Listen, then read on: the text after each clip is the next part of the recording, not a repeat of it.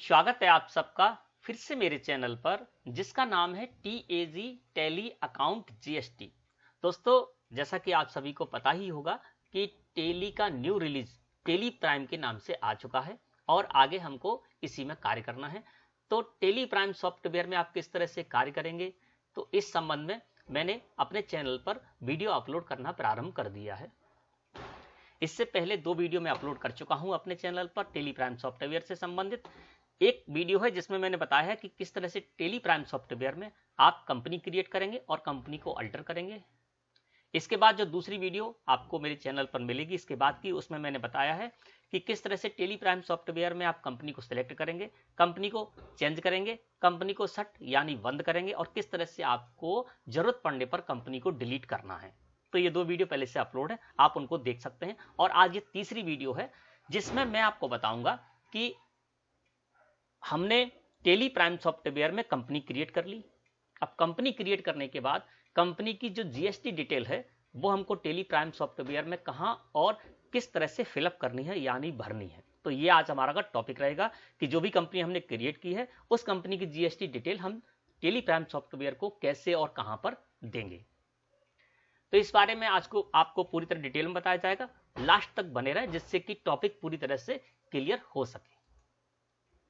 यहां पर महावीर ट्रेडर्स हमारी कंपनी है जिसको कि हमने क्रिएट किया था और कंपनी को क्रिएट करने के बाद अब इसकी जो जीएसटी डिटेल है वो हम टैली सॉफ्टवेयर को देंगे, ठीक है ना। तो दोस्तों, यहां पर गेटवे ऑफ टैली मुख्य मेनू है।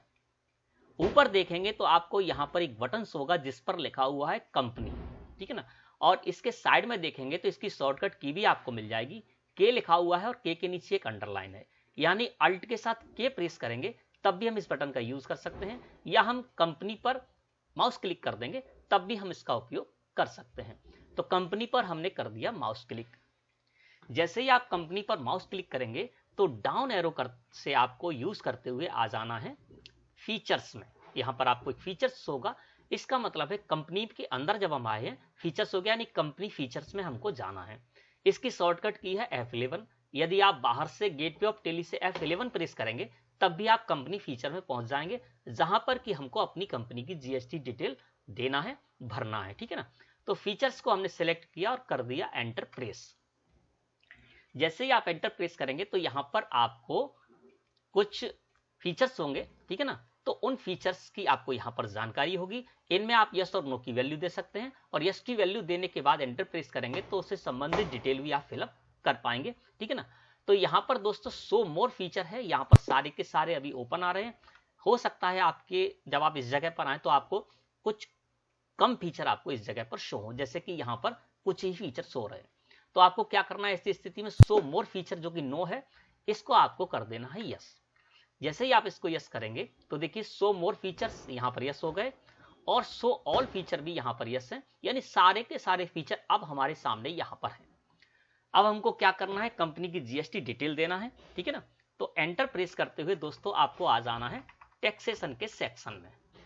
आप देखिए यहां पर टैक्सेशन में आ गए। यहां पर सबसे फर्स्ट फीचर आपको मिलेगा enable goods and service tax GST, है ना। ये बाय डिफॉल्ट आपको यस मिलेगा, यदि नो मिले तो आप इसको यस करें और यस करने के बाद आपको एंटर प्रेस करना है। कहां आना है, टैक्सेशन में आना है।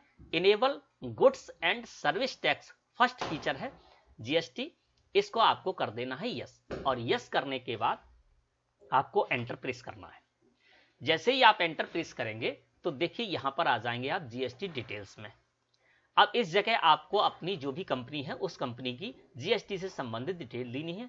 तो यहां पर महावीर ट्रेडर्स हमने कंपनी क्रिएट की थी और कंपनी क्रिएट करने के बाद अब हम अपनी कंपनी से संबंधित जो भी जीएसटी डिटेल है वो इन कॉमा में, इन कॉलम्स में हम जानकारी उनको देंगे, ठीक है ना। तो यहां पर दोस्तों सबसे पहले ये देख लेते हैं कि साइड में एक बटन बार है, यहां पर बटन भी शो रहा है F12 कॉन्फ़िगर, इसको सिलेक्ट कर देंगे तो यहां पर आपको कुछ कॉन्फ़िगरेशन है उसकी भी सेटिंग आप कर सकते हैं जब आपको जरूरत पड़े। तो अब जीएसटी डिटेल्स हमको देनी है तो यहां पर सबसे पहला कॉलम है स्टेट और स्टेट में बाय डिफॉल्ट यहां पर मध्य प्रदेश सिलेक्ट है और साथ ही साथ लिस्ट ऑफ स्टेट्स भी आपको यहां पर शो हो रही है।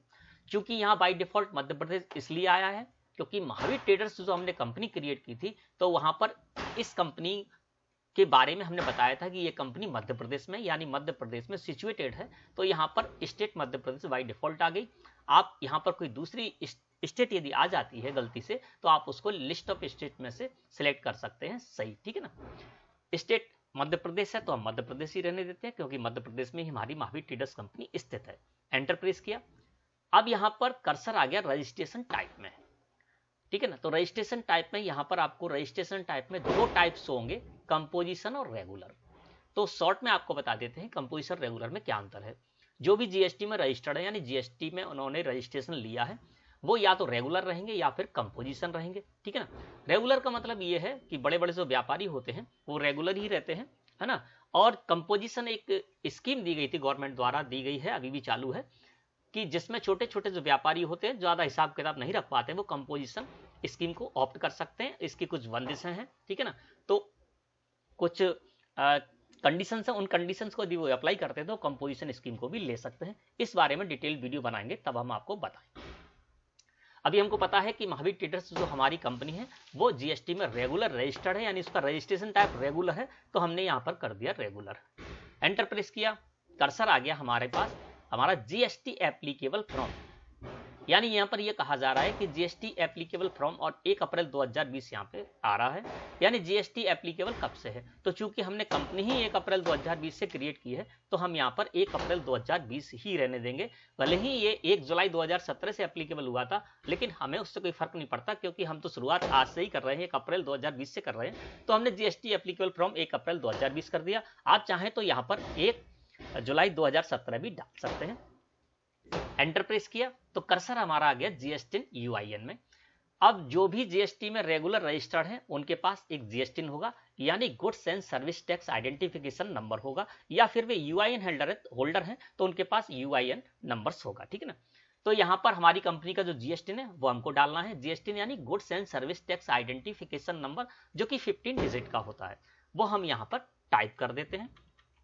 आप जो भी कंपनी क्रिएट कराएं उस कंपनी का जो भी जीएसटी है वो आप यहाँ पर डाल देंगे। ये 15 डिजिट का होता है और मैंने यहाँ पर जो जीएसटी डाला है वो ऐसे ही मैंने बना दिया है, वैसे ही कोई मतलब ओरिजिनल जीएसटी नहीं है।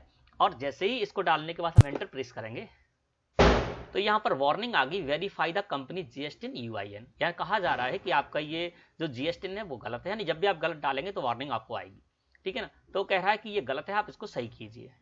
चूंकि हमारे पास हमको प्रैक्टिस ही करनी है और प्रैक्टिस हम यहाँ पर इस तरह के डुप्लीकेट नंबर डाल के भी कर सकते हैं, तो उसको हम यहाँ पर ये ही डाल देते हैं और हम कर देते हैं एंटर प्रेस।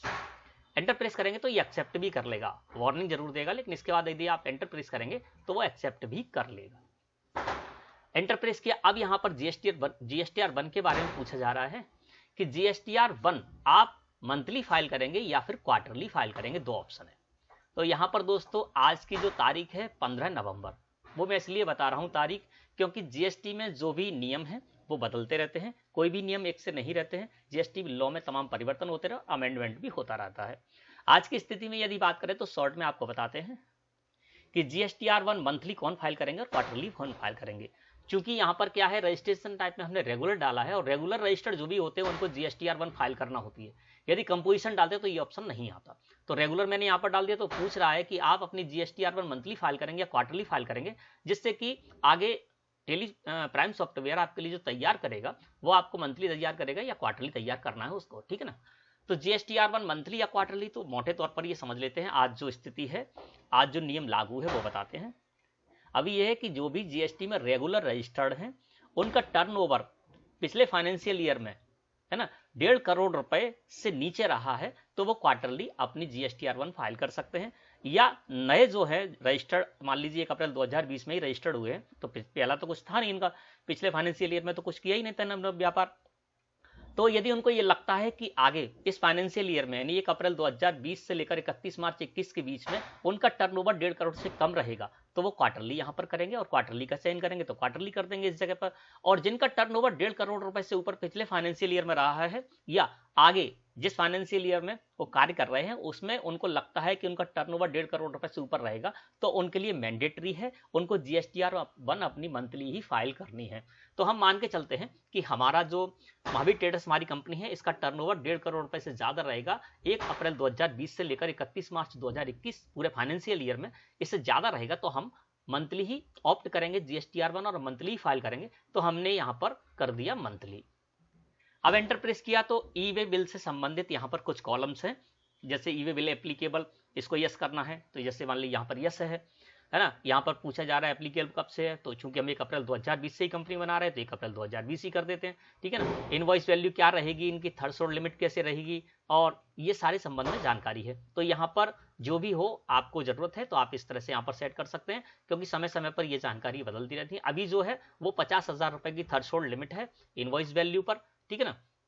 तो इससे संबंधित कुछ ऑप्शन है जो कि बाय डिफॉल्ट अभी के हिसाब से हैं, आगे चाहें तो आप इसमें परिवर्तन करके भी जानकारी दे सकते हैं। और यदि आप चाहें तो ई वे बिल से संबंधित आपको कोई जानकारी नहीं रखनी है अपनी डेली सॉफ्टवेयर में तो इसको नो कर देंगे और एंटर प्रेस करेंगे तो यहाँ पर ई वे बिल एप्लीकेबल नो हो गया।